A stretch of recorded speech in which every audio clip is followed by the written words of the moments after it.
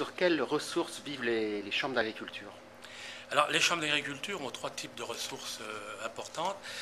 Le premier type de ressources, c'est l'impôt, c'est la taxe additionnelle sur le foncier non bâti. Donc c'est autour de 50%, un peu moins de 50%. Deuxième grande ressource, c'est les prestations de services qui sont apportées aux agriculteurs de manière collective à travers les groupes de développement ou de manière individuelle vis-à-vis de chacun des agriculteurs.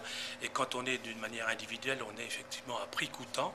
Et c'est la deuxième grande masse effectivement donc, du budget des chambres d'agriculture. Et puis après, ce sont les conventions avec les conseils régionaux, avec les conseils généraux, avec aussi les collectivités locales sur le terrain, de plus en plus avec des communes, avec les intercommunalités. Et par exemple, si je cite un exemple qui se développe depuis 2 ou 3 ans avec les intercos, c'est tout ce qui tourne autour du développement des circuits de proximité par rapport aux cantines scolaires, par rapport effectivement aux marchés locaux, etc. Et puis aussi encore quelques subsides de l'État. Je n'oublie pas au passage donc tout ce qui peut passer par les fonds de développement qui viennent du CASDAR. Est-ce que vous ne craignez pas que si les chambres d'agriculture sont de moins en moins visibles sur le terrain, elles disparaissent? L'objectif et notre objectif à travers la réforme Terre d'Avenir était de faire en sorte qu'elle soit de plus en plus visible. Puisque on a fait une réforme qu'on a appelée régionalisation, Terre d'Avenir. Moi, je ne l'ai pas appelée régionalisation, puisque je l'ai plutôt appelée mutualisation, d'une part, et d'autre part, en mettant en avant le pourquoi et comment. Donc c'est bien pour renforcer l'échelon départemental qui est l'échelon de proximité.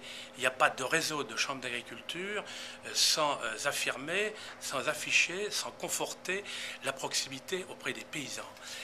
S'il n'y avait qu'une utilité des chambres d'agriculture, c'est celle d'être proche des paysans. Mais pour que l'utilité soit performante, évidemment, il faut qu'elle soit compétente. Et la compétence, on ne peut pas l'avoir sur l'ensemble, donc dans chacun des départements. C'est pour ça que la notion de mutualisation, de régionalisation, tout du moins de pouvoir avoir des services en commun, nous permettra. Il y a aussi les centres de gestion, il y a aussi les coopératives. Alors comment vous répartissez les rôles? Parce que quelquefois, vous êtes un peu en concurrence. Je pense notamment à Certifito. Est-ce qu'il n'y a pas trop d'acteurs sur le terrain? Ce qui est important, c'est de savoir qui fait quoi. Et même s'il y a beaucoup d'acteurs, c'est aussi important de pouvoir le faire en partenariat. Et quand on est sur Certifito, quand on est sur le bulletin de santé du végétal, nous sommes dans des démarches partenariales avec les coopératives, avec les chambres d'agriculture, avec d'autres. Et c'est important de faire ce partenariat parce que ça nous permet d'avoir plusieurs types d'entrées auprès des agriculteurs et ça nous permet forcément d'éviter que certains soient laissés pour compte. C'est à mon avis primordial, mais il ne faut pas se marcher sur les pieds, il faut savoir qui fait quoi et avoir un véritable partenariat. Il ne faut pas avoir un partenariat où on se savonne la planche en permanence, et je sais que ça existe, mais voilà, en ce début d'année, je ne veux pas raisonner négativement, je suis plutôt positif, je retiens effectivement la grande majorité des cas dans les départements où c'est le cas.